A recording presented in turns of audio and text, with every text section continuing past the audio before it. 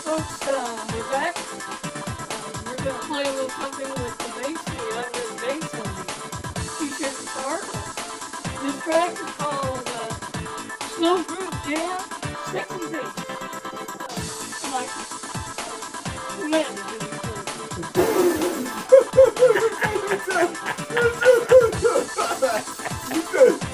I've never seen this before. I don't know.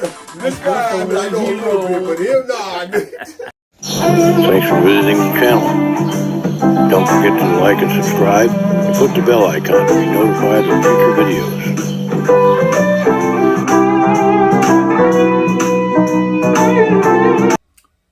Hey folks, Dan Ryan here. Today we have a special guest, great friend of mine and the bass player in our band, Funkasaurus Tex, Mike McLean, and there he is. Hey, hi, Mike. How's it going, guys? Doing all right? Hey, everybody, how we doing? I'm on Dan and Leo's channel here, and I'm about to review a really nice Ibanez bass. Inexpensive. They do inexpensive basses now and guitars, obviously.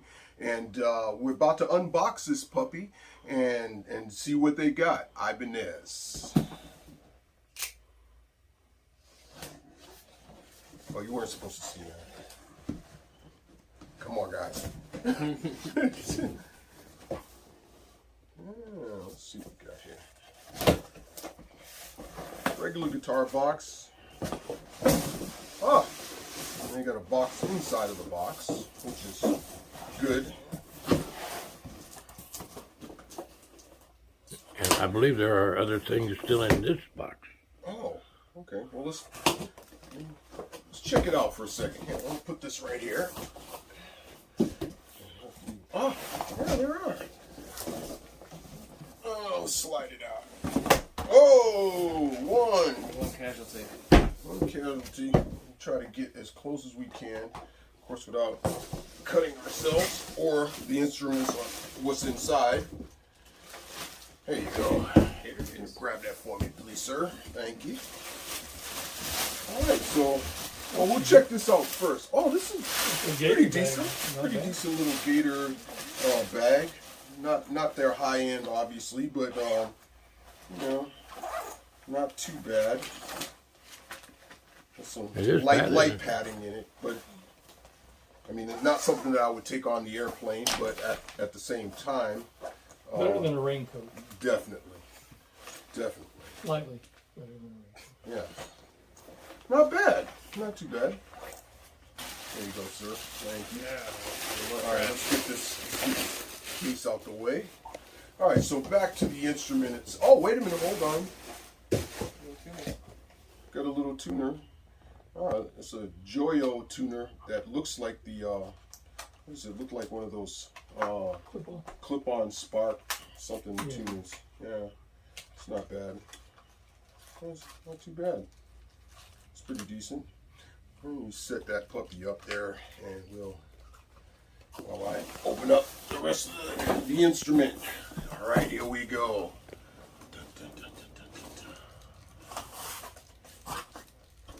And we have The foam that sticks to everything. No, it's actually pretty nice. Take that off of there.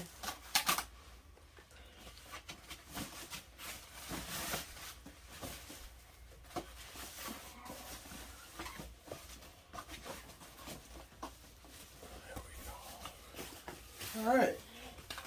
So it looks like a matte black finish, and it's a GSR200B WK. That's Ibanez guitar, 4-string. Notice how the pickup configuration is this is your P bass configuration. You know, that's a J pickup or a jazz style pickup. Precision bass, P bass meaning, and that's the jazz style pickup. So it's like a PJ style instrument. And it does have a battery. This is the back. So it does have some active pickups, or because and let's see, let's take a look and see what else is going on with this. I wonder if they put a battery in the guitar or the case. Let me get a close up of that, partner. Oh, okay. Well, I don't know for sure if they are. I'm thinking they already probably put the battery in. We will find out, because if we plug it in and it doesn't work, then obviously we need to put the battery in there. And that one's got screws to take it out? Yes. There's 2 screws, one here and one here. Okay. Yeah. Which can be slightly a hassle. It just depends. What I was getting ready to do is look at the manual. Well, that'll work. And see what it had to say. Try to get a couple of. Then you're gonna lose your man card. You keep looking at the directions like that. Well, you know what though, but I'm gonna get it right. I mean, I could just plug it in and just check it out, but then if it doesn't play, then that's a whole different story.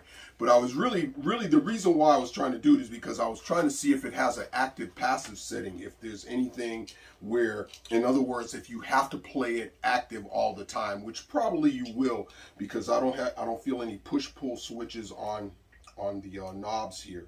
So, and I was also trying to look see. Actually, you know what? I might have you do that, Patrick, while I'm gonna just sit here and check it out right quick after you're dealing, if you're finished with the tuner. Right. But because I really want to know whether or not it can just go active or passive. That's one thing that's pretty important. If you're playing out and you're doing something and your battery decides to die on you, then you know it'll start to crackle or whatever, and you might be in the middle of a performance or in the middle of a song or something like that. So having an active passive switch is always really good. But obviously on a bass that's this inexpensive, you're probably not going to get that. The other thing that I'm looking for, Patrick, is what the knob configuration is. Okay, I need to know that, and maybe what we'll do is in between time we'll turn it off. But actually, looking at the finish looks really nice. They said it's a mahogany bass with a spalted maple top, which in this case you really can't see because, of course, they painted it all the way black, right? But according to the description that I read on it, it says it is a mahogany instrument with a top. Now, I can't necessarily tell if it was just all mahogany, and they did put a top on it or not, because I can't see any difference. If you have other basses, you could see the actual, where the top. Sorry. Where the top comes in, and then where the back of the body comes in. But with this, because it's all painted, it's a little bit difficult to see whether or not they're telling if it's a different style of wood or not. So but anyway, what I'm going to do is, okay, so it came in out of tune, which is good. So we're gonna pop this tuner on here, and well, we're gonna pop it somewhere, but you got it? Yeah, I'll get it. Oh, okay. It doesn't say anything about it. As long as you promise not to do that again. Yeah. Well, we'll give it a shot. Oh, under pressure. Okay. So there we go. Came in tuned low, which is normal for most instruments like that. Now I can tell you right now, just from doing that, the tension feels really good. I don't know what style of strings they have on it, but just hearing it,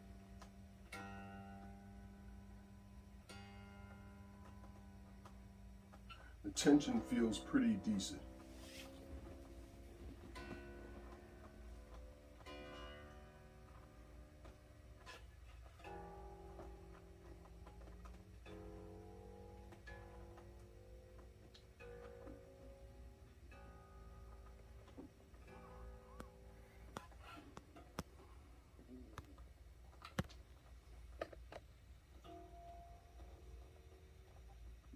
Okay, so now usually what I do, this is personal, I'll take, especially if it's a new set of strings, I'll just kind of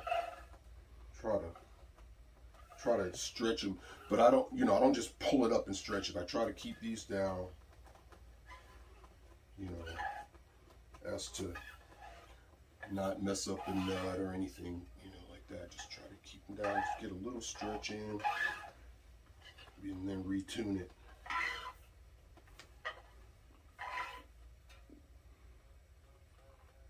On a new instrument, or whenever I redo my own strings, put new strings on the instrument.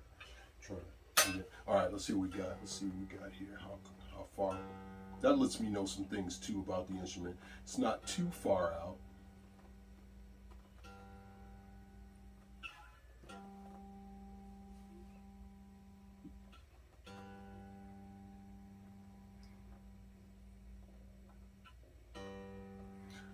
Another thing, that when I get it in tune, try to check it out that way too, with the octave.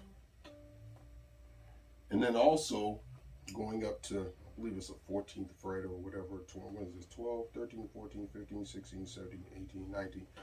Okay, up there, because then it'll tell me usually how the intonation is on the instrument, whether they intonated it already from the factory. Because if I can hear it, if it's in tune here, if it's in tune here, and then if it gives me the next note when I do it here, then a lot of times that lets me know that the intonation is correct. All right, that D wasn't too bad. I wasn't too far off.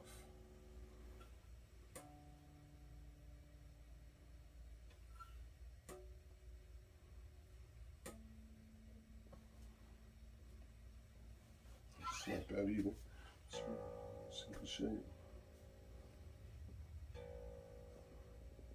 It's only a few cents off.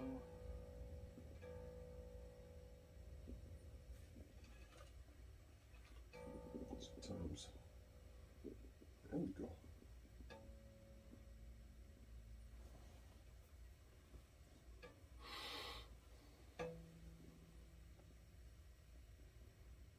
All right. I went a little bit farther. Went back down to D sharp.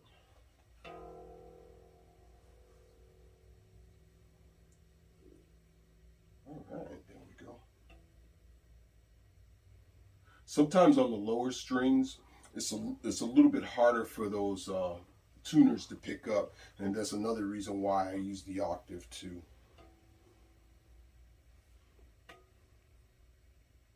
Now this one, the E is in tune, but when I hit this fret here, right there, it's showing B, and it's showing just slightly low, which means the intonation needs to probably come back a little bit just to get it totally correct. But it doesn't seem like it's like grossly out or anything. The other strings seem like they're right on it. Okay, and especially if you're doing if you ever do a 5-string Leo or anything like that, that's really important with them also, to be able to make sure that intonation is right. Because if you're playing anything up on the higher registers or whatever, or even when you're playing in here, you want the intonation to be correct, because and if for those that don't know, your intonation is that, when you're playing a G here, playing a G here, you're playing a G here, it's all in tune with itself. Okay, so that makes a big difference. Okay, so one of the things that I also do whenever I'm testing a guitar, listening to a guitar, regardless of what it is, I'll try to hear it just by itself without plugging it in at all yet.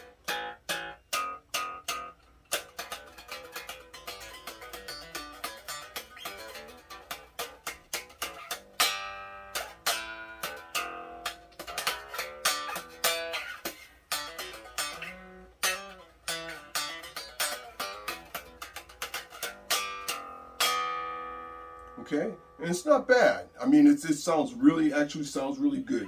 In the hands of a master. I don't know if I know. He's just trying. It's typical Leo trying to blow my skirt up. You know what I'm saying? Something. No, but I mean, actually, just by the natural intonation. I always knew you were wearing a skirt under there. Well, that's a personal issue. I don't know what you're wearing, but And you ain't on it. Sitting like this. I think you're both glad I'm not. so It's anyway. a Sharon Stone effect, you know what I'm talking about. We'll leave all that alone. It looks like maple neck again. I think they believe mahogany fingerboard. We'll take a look at it again and make sure. But so anyway, it's very lightweight, which if you're doing a 3 or 4 hour gig is always important. You have a nice lightweight instrument. A lot of basses, obviously, they can be heavy. They can get heavy. So, but anyway, the only other thing that I would do is probably bring down the action a little bit more. Also, I always look at the neck profile and see how straight it is, what it looks like. It looks like it has a little bit of a slight, very, very, very slight bow in it, but there's nothing. I mean, when I say that, it's pretty straight, but it has just a little slight. And I don't know if I would try to tweak that a little bit, or if I would try to tweak bring down the saddles here a little bit to try to get the action a little bit lower. Because right in here, just a little bit, what was that? Just a little high.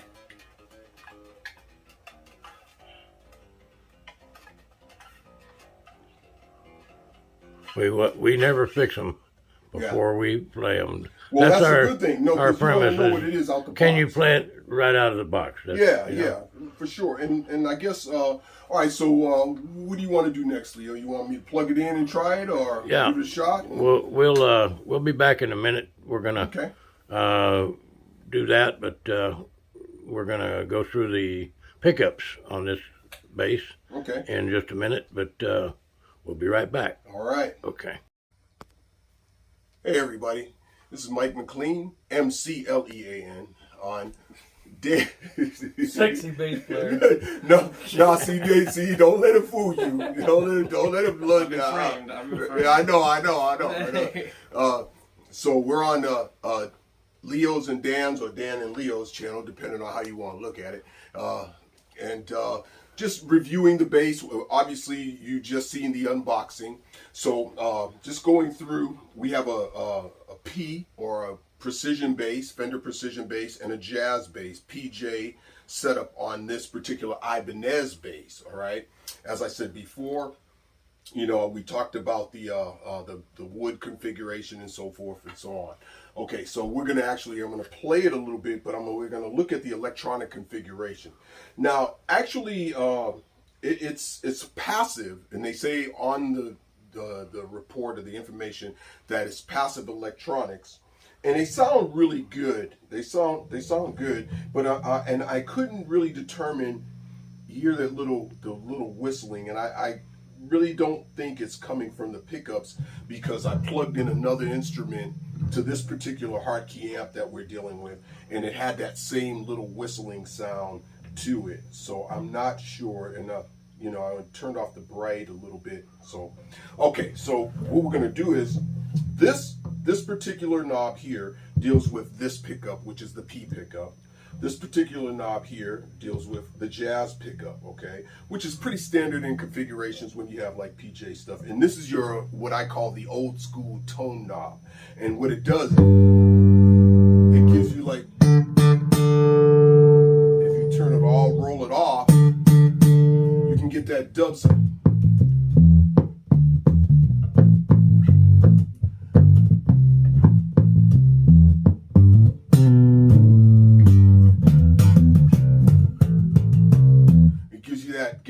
That more dubbish type of deep bass, possibly reggae bass or tone sound that you might want. Okay. Now, what I'm doing is I just full outed the both pickups. Here you get a little bit of that, probably because of you got 3 pickups going at the same time. And then I'm going to bring in some of the treble. Now, as I showed you before, when I turned it all the way off, it has a nice wood tone that comes through, okay? So that's obviously going to come through while I'm playing also. So I'm going to do some slap stuff, and then I'll do some fingerstyle, couple fingerstyle things or whatever, and then we'll go from there. Now this thing here is a little bit puzzling. This little one, it says I left the little decal on it. It says boom on it, right? And basically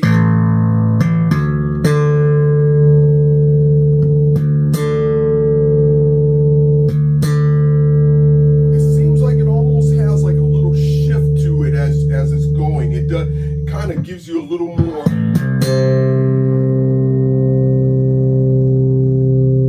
I don't know how to describe that really, besides the factor of it. You know, they didn't have anything in the manual. They didn't have anything actually online saying exactly what that was. Besides the fact that it's giving you a little bit of almost like a phaser type of tonality to it, but it's not bad. I mean, it sounds pretty good. So let's see it go.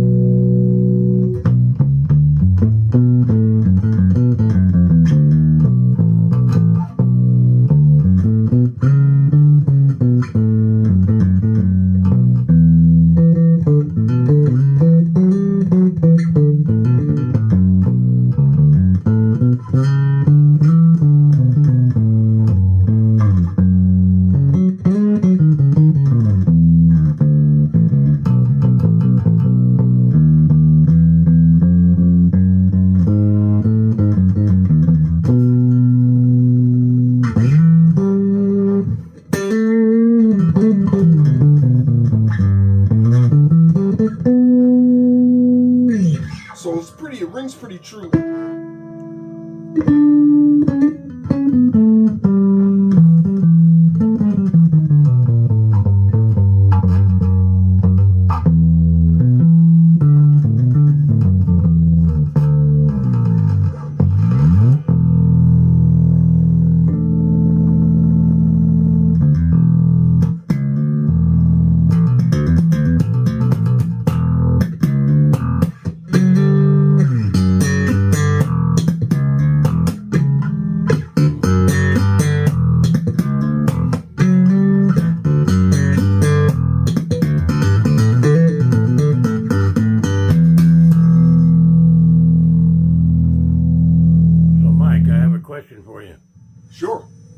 you take this guitar right out of the box as it is to a gig and play it? Okay. I'm not saying you couldn't do it. The reason why for me is because I usually play 5-string basses, okay? Right. And so for me, out of the box, I would want to, as I think I showed you in the other part of the video, I would want to take down the action a little bit more and everything. It could work. I mean, tonality wise, okay, this is a very small amp. It seems like it has enough, enough low end oomph and enough bass to be able. Obviously, you could do it at a gig. Okay, if I was a 4-string guy where that's what I played and I wanted to play that all the time, then fine. I mean, I know who I am. Not being a 5-string guy. Yeah. All right. Just or a 4-string guy. The point is the guitar. The guitar itself. Say you showed up in San Francisco to a gig, and all your stuff was lost by the airlines, and you went to Guitar Center, and this is all they had. Would you play that gig that night? Oh, of course I would play the gig because I would get paid. I'm gonna play the gig. Heck yeah, if that's all I had. Of course. You have one option. Yeah, I know. I mean, you just painted me into a corner there, Leo. You know what I'm saying? But he would have Well, what if it was? What if it was gone just? to the promoter and said, "You just bought me a bass." Well, what would it be if it was just a really big kazoo? And then we might have a problem, okay? We might have a problem. We're going a little far with But the hypothetical. I know, for sure, no doubt. But we're having fun here right now. So you imagine everyone in their underwear. Yeah, no, but in actuality, again, it's a great bass. You could use this on a gig. I mean, me myself personally, I would, I would probably try to tweak it a little bit and get it straight before I would go out and actually, Okay, actually gigs in 10 minutes. No. Pays $10,000. Yes. But only if you use that. Only if you use this bass, okay? All right. We're getting to the gig, dude. I'm getting my money up front. I'm getting my money Do you up take front. Confederate? Yeah, no. Hey, in God we trust. All of this, pay cash. Okay, but no, it's now I look at it a lot of times like this, Leo, too. When we're reviewing $199 basses, okay, we're talking about entry-level instruments that can help a beginner, or even maybe, let's say, slightly better than beginner, intermediate, go to the next level. Yes, this bass can do all of that, for sure. So this is garage band material. I mean, I think beyond garage band, guys, will take a bass and go to a gig and play it and sound phenomenal on it, right? There's no ifs, ands, or buts about it. I mean, if I played it for another, like there was a couple of things that I was, missing, or I didn't hit, what I thought I was. We didn't notice. Well, of course, I did. Yeah, he knows. But the thing is that, there's a couple of things going on. Like I said, the action's a little bit high out the box, okay? The intonation sounds great out the box, except for like the E string, like which we already kind of looked at and listened to. The intonation was pretty fine. How about the nut? How's that cut? The nut is fine. I actually, usually if it's above there, then it's going to give you that. You can always tweak the neck just a little bit, and then tweak these here, the saddles, and to get your action to where you like it, to where it feels comfortable, where you can move and do what you have to do. Again, the only thing that, if there's something that I didn't like about it, was the fact that they didn't really give you a description of what this actually is there to do. I didn't see it. It's the boom knob, man. I need a better description than that. I need a better description than that, okay? And actually, really, they should have the description of what these do too, because if I wasn't a guy that already knows that this is a passive bass, that, you know, pickup goes here, pickup goes there, this is your old school tone knob that rolls it off, you might be trying to think of, well, what is that? That's a treble knob. You know, like, because you mentioned that, you said it's a treble. No, it's really not a treble knob, because all they're doing is they don't have any type of treble or bass controls on it. All you're getting is through the pickups, and this is your roll off of the high end. Do me a favor and hold that up to the camera so we get a good close up of that. Sure. Let me get a zoomed in again, image of all of that. This one here is the jazz pickup. This one here is the P bass pickup, and this one here is your roll off or your old school tone knob that gives you that. That just rolls off your treble and brings it in. And this is their boom knob, okay?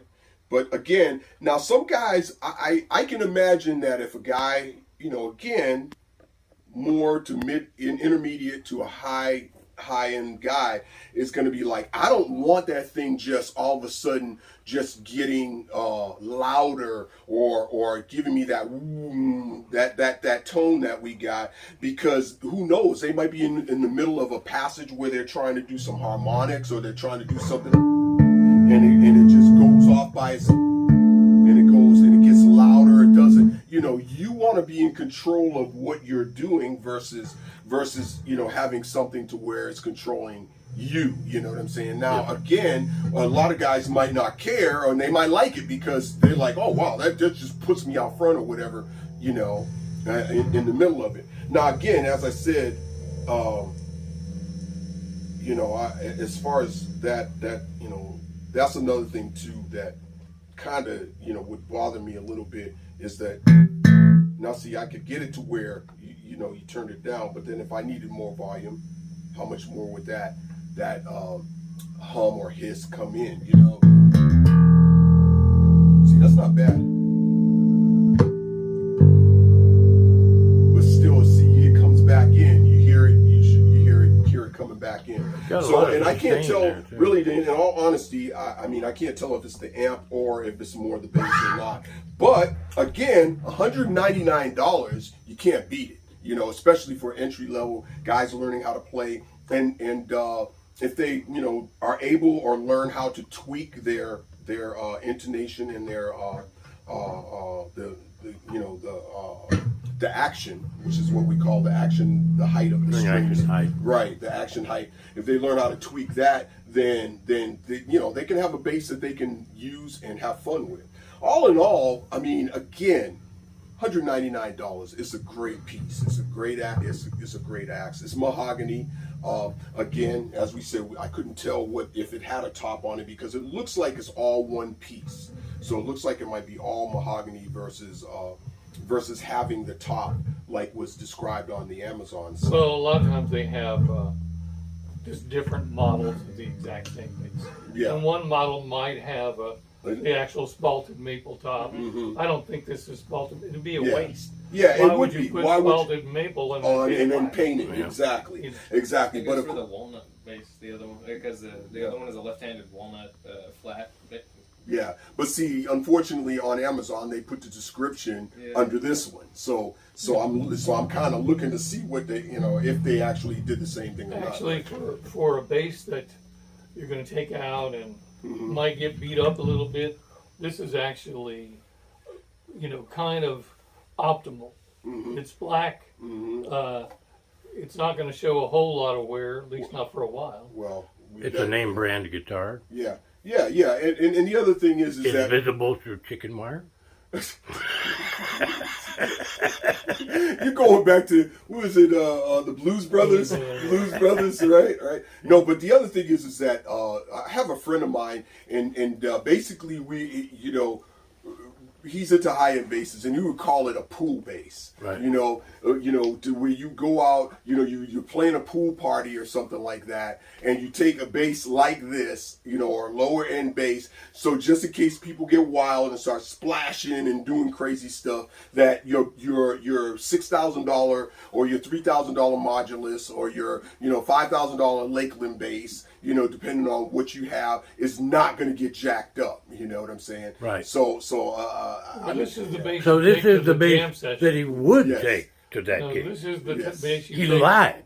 You take this, you take this to the jam session Exactly. when you're going to let somebody else play it. Exactly. Exactly. See, you know, and you're And absolutely they right. should be happy. There's Well, nothing wrong with this bass. They better be happy. Yeah, that I because brought something you're beyond providing a bass for them. for them in the first place. And actually, in actuality, that has happened. And I do have a you know, older Fender. Actually, it's a decent bass. It's a Japanese Beater bass, you call it? Whoa, it's a Japanese 4-string Fender Squier bass that that one of my students' parents actually just sold me for, you know, I was teaching him and he, you know, so forth and, you know, and everything like that. But I would take it to the jam session, you know what I'm saying? I usually, as I said, I don't usually play 4 strings, and this is years and years back, but I would take it so that they could play, you know, guys would come in and they would play more of that beater type of bass, a Squier Fender, but it was set up okay. Nice. It means you get to go to the bar for half an hour, so. Well, hopefully. Well, somebody else, If not you know, more. somebody else messes up. Okay, Yeah. well, we're going to have to wrap this up, otherwise it's going to be a 2-hour-long video. No, we don't want it that long. All right, Leo, Dan Ryan, Leo Ryan's running the camera. Thank you, Mike McLean, for Appreciate you, Dan. for coming out today, man. Yeah, Thank we you. really do. Yeah, It was thanks, a Dan. treat to listen Yeah, to you both we play. play in a band called together. Funkasaurus Text. You can see us out there, and I have my own little YouTube channel. This will show up on there. Mike McLean, McLean on YouTube. Okay. And don't forget to like and subscribe and click the bell icon if you want to be informed of our future videos. And we'll see you next time. Thanks. Bye-bye. Bye.